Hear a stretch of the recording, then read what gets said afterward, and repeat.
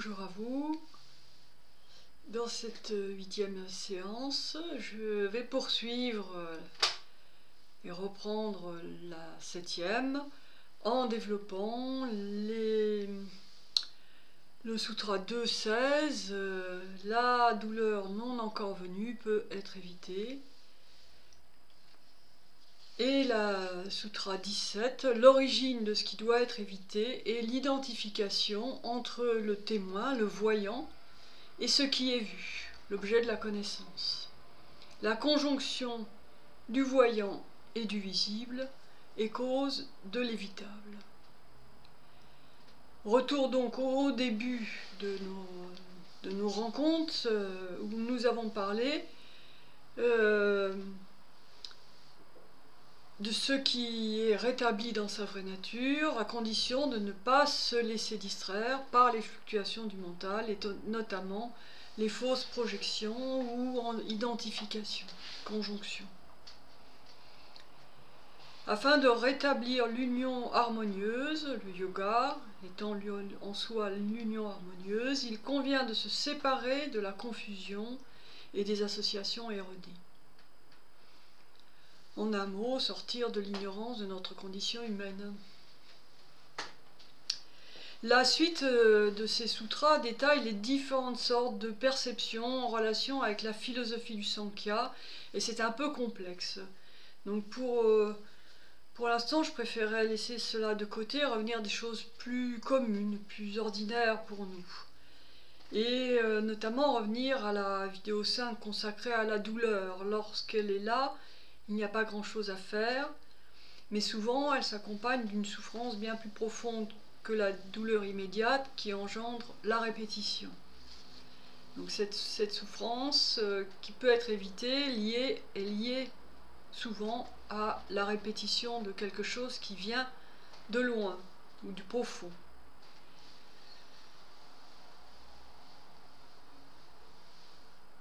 Nous avons vu également qu'il existait de nombreuses causes à la douleur, mais le texte des Yoga Sutras fait plutôt référence à la douleur morale.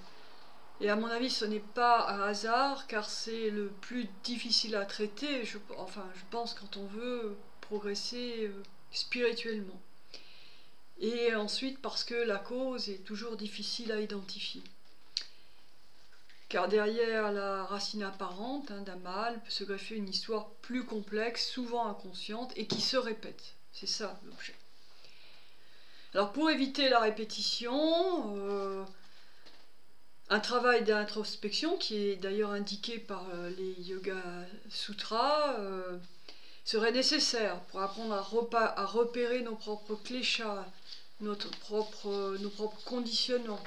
Et pour cela, un véritable travail d'analyse pour ressentir le moment où va survenir le déclenchement d'une émotion, d'une activité mentale ou d'une attitude négative, et empêcher les actes donc qui s'en suivront. C'est bien ça, une attitude génère des actes qui génèrent des souffrances, et on a vu la boucle. Un travail donc de vigilance et d'écoute de soi-même qui peut se transformer en un véritable chemin intérieur. Ce serait ça.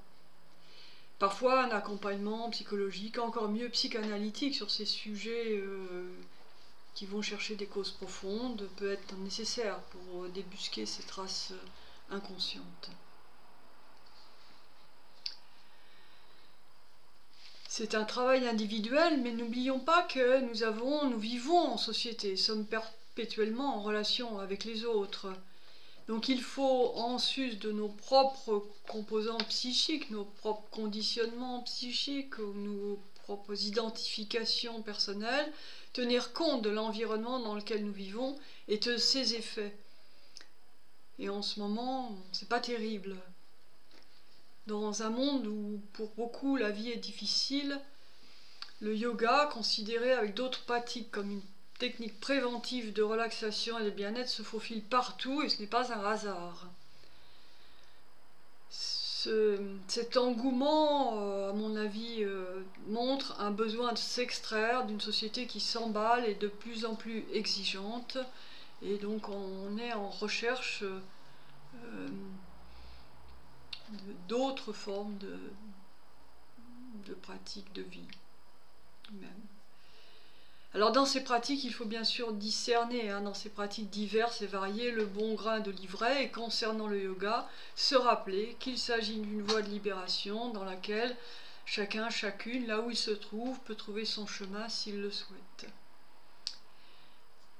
À condition de s'engager, on l'a vu, c'est quand même un travail d'engagement.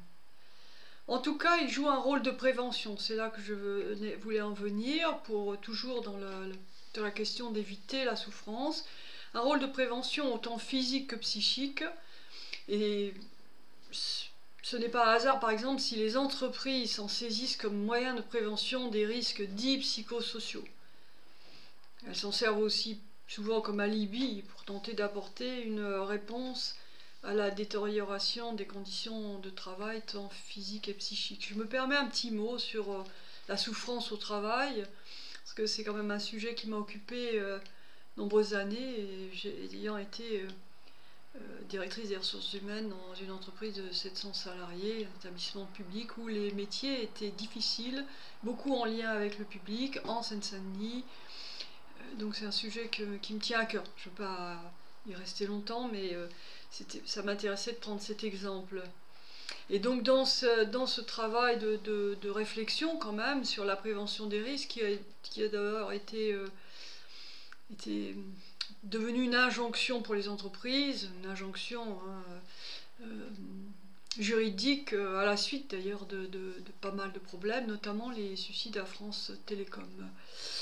Souvent, malheureusement, il y manque une réflexion de fond concernant le travail lui-même, l'intensification des exigences de production, de performance, la flexibilité des horaires, le télétravail, et en résumé, la diversification des conditions de travail auxquelles nous ne sommes pas forcément préparés, qui peuvent changer beaucoup par rapport à ce qui autrefois créait des souffrances au travail, mais qui était beaucoup moins dans l'exigence et surtout une tendance à déporter la souffrance au travail vers la responsabilité individuelle. D'où le fait que chacun aussi soit un petit peu obligé de rechercher ses solutions. Et l'instauration des cours de yoga un peu partout. Ne jetons pas le bébé avec l'eau du bain. Pour avoir donné des cours en milieu professionnel, je sais que quelle que soit l'attitude de l'employeur ou les raisons pourquoi ils l'ont fait, les effets positifs sont là pour les pratiquants, et notamment en matière de stress.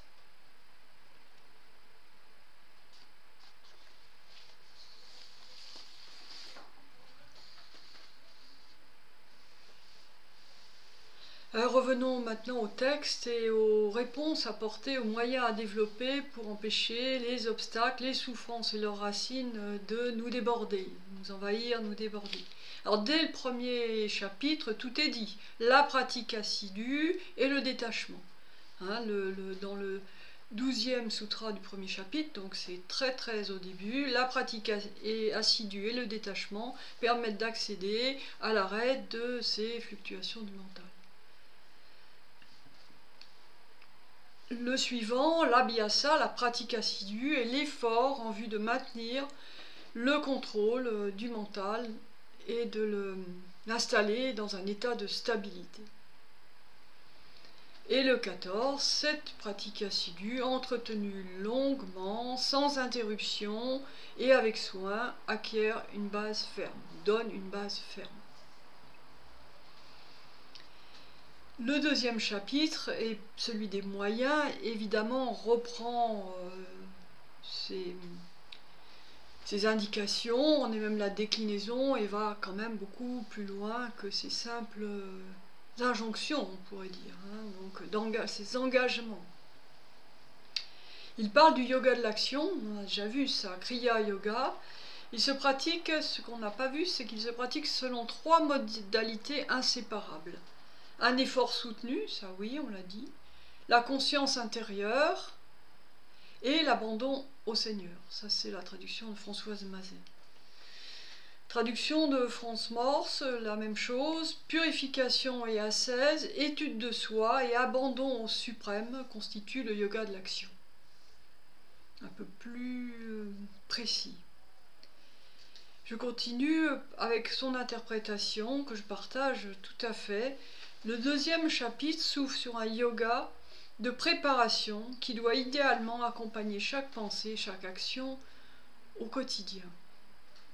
Les trois facettes sont indissociables et l'ordre de l'énumération est important, car il faut avant tout se mettre en marche, d'où la nécessité d'un effort, d'une discipline purificatrice. Donc ça, c'est notre yoga, je peux dire notre Hatha Yoga. Ensuite, le Kriya Yoga et à la fin, le Raja Yoga. Mais il ne s'agit pas d'avancer n'importe comment, dit-il toujours. Intelligence, connaissance de soi, petit soi, moi je, et du soi, grand soi. Donc cette connaissance de soi, Svadhyaya, s'appelle Svadhyaya, oriente la démarche. C'est principalement la lecture des textes. C'est ce qu'on est en train de faire en fait, la lecture commentée des textes. Tout en reconnaissant ses limites. Autrement dit, en faisant preuve d'une qualité d'abandon sans démission. C'est ce qu'il veut signifier dans l'abandon au suprême, l'abandon à quelque chose de plus grand que nous. On va les détailler, enfin les reprendre un par un, ces déclinaisons. L'ascèse ne doit en aucun cas affaiblir le corps ni déstabiliser le mental. Il ne faut pas exagérer, l'excès n'est pas bon. C'est clair, la discipline du yoga n'accepte pas les pratiques qui blessent ou abîment le corps, ni celles qui entretiennent la confusion. On doit s'y sentir bien, je vous le dis toujours, en cours notamment. On est heureux de faire nos postures, on s'y sent bien, même si parfois c'est difficile. Il y a la recherche d'être dans un certain état, je ne vais pas dire de bien-être, mais d'être dans un état joyeux, voilà, joyeux, heureux. Deux conseils suivent ces préconisations pour éliminer la souffrance, donc les sutras 2, 10 et 11. Quand ces causes de souffrance sont légères, on peut les éliminer en les prenant à contre-courant. Dans la souffrance, qui souffre? L'ego, parce que notre désir du moment n'est pas satisfait, ou qu'il refuse ce qu'il est, ou qu'il a peur de s'engager, qu'il a peur de l'avenir. On rejoint les cléchas, hein, donc les prendre à contre-courant.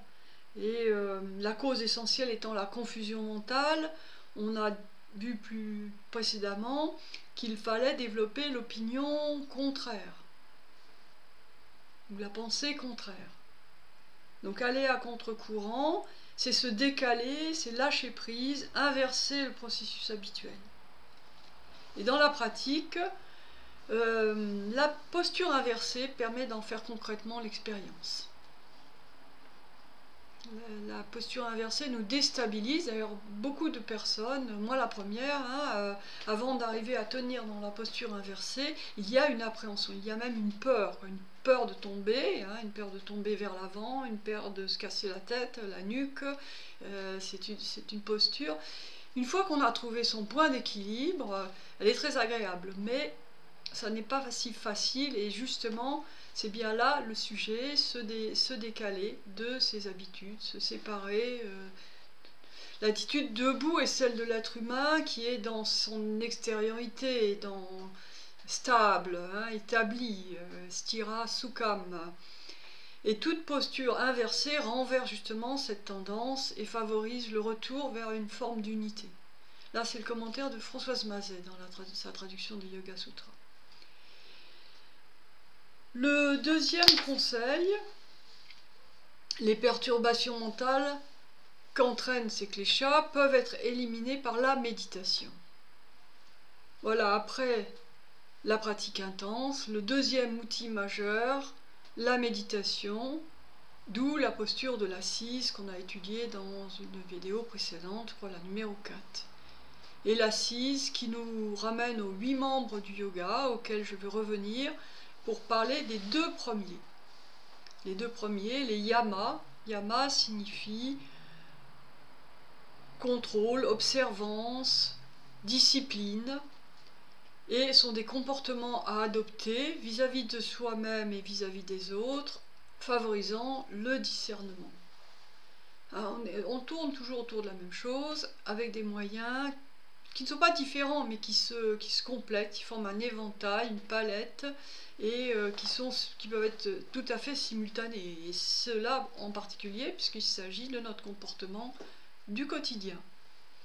Nous avons vu que nous sommes des êtres sociaux, et les premiers conseils que donne Patanjali concernent la relation aux autres. Donc le premier yama, le yama, puisque celui en direction des autres c'est le niyama, les yamas contiennent, il y en a 1, 2, 3, 4, 5, et le premier contient 6, le premier qui est ahimsa, ne pas nuire, souvent traduit par non-violence, mais on dit aussi la non-nuisance, pour éviter la confusion aussi là entre ce n'est pas seulement la non-violence, c'est tout ce qui peut nuire à son prochain, à la vie, à notre environnement.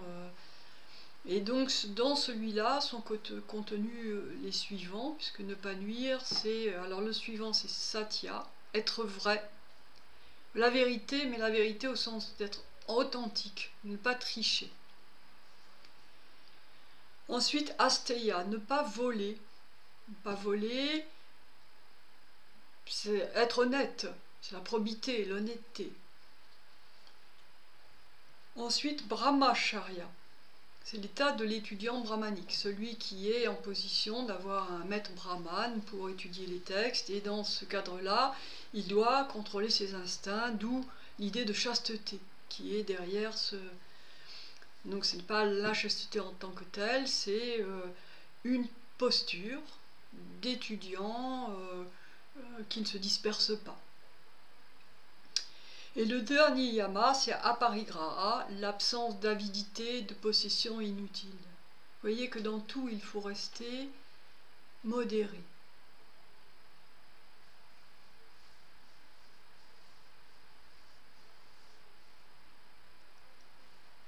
Ensuite, nous avons les niyamas. Alors, niyamas, ce sont des observances personnelles à s'appliquer à soi-même. Les autres sont appliqués à soi-même aussi, mais plutôt en direction des autres. Alors que les niyamas sont vraiment à appliquer à soi-même, toujours dans le cadre de ce chemin intérieur. Alors, le premier, c'est shosha, la pureté autant physique que mentale, la pureté du cœur et la pureté de l'esprit, mais la pureté surtout du cœur. C'est-à-dire avoir un cœur pur, un cœur ouvert, bienveillant. Vous savez que l'espace du cœur est quelque chose de très important, on y reviendra sûrement à l'occasion. Quand je vous dis de vous mettre dans l'espace du cœur, c'est pas... D'abord c'est un centre vital, c'est le chakra du cœur, et puis ça correspond à cette ouverture à plus grand que soi. C'est là qu'on situe le Ishvara Pradinam, le Ishvara le plus grand que soi.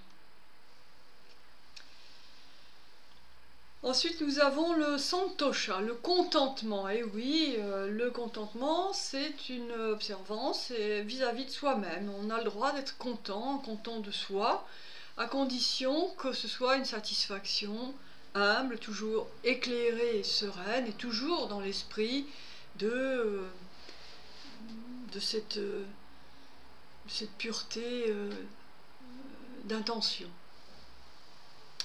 Le suivant, c'est tapas, c'est l'ascèse, donc la pratique intense, l'effort intense, l'engagement intense, mais enthousiaste. Enthousiaste. C'est la joie, on est heureux de pratiquer, on est heureux de méditer, et quelle que soit la difficulté, on l'exécute joyeusement et avec enthousiasme. Le suivant, Svadhyaya, on l'a vu tout à l'heure, c'est la connaissance de soi.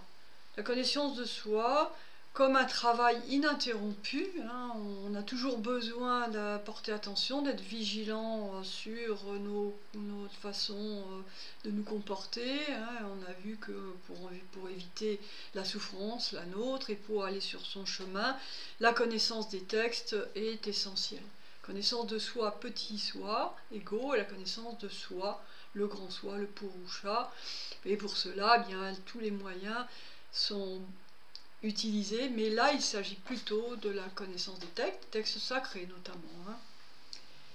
Et le dernier, Ishvara Pranidhana, donc on a une dimension dans le yoga de la bhakti, le yoga de la dévotion à plus grand que soi. Alors, dévotion, j'en ai parlé dans, je crois, le premier ou la deuxième vidéo. La dévotion, c'est une connotation religieuse. Là, il ne s'agit pas de religion en tant que telle. Il s'agit d'une sorte d'amour universel, comme une voie d'accès à notre moi profond, et en même temps une voie d'ouverture au monde, et en même temps une forme d'acceptation de nos limites. Quand on est conscient, ou on se remet à plus grand que soi, ça veut dire qu'on lâche prise sur notre ego. Ces yamas constituent le grand vœu, l'ensemble de ces yamas constitue le grand vœu, la grande observance. Ils sont une règle universelle, car ils ne dépendent ni du mode d'existence, ni du lieu, ni de l'époque, ni des circonstances. Donc c'est le sutra 2.31, vous voyez, c'est déjà visionnaire, parce que qui peut dire que ces yamas ne sont pas de bons conseils? Ça, même aujourd'hui, 2000 ans après, ça nous correspond. L'être humain est toujours le même finalement. Voilà pour cette partie. Alors, ces yamas, niyamas et les membres du yoga nécessitent encore beaucoup d'approfondissement, mais c'est déjà une bonne approche et je vous souhaite de poursuivre, d'entamer et de continuer l'année 2021 sur ce chemin ensemble du yoga.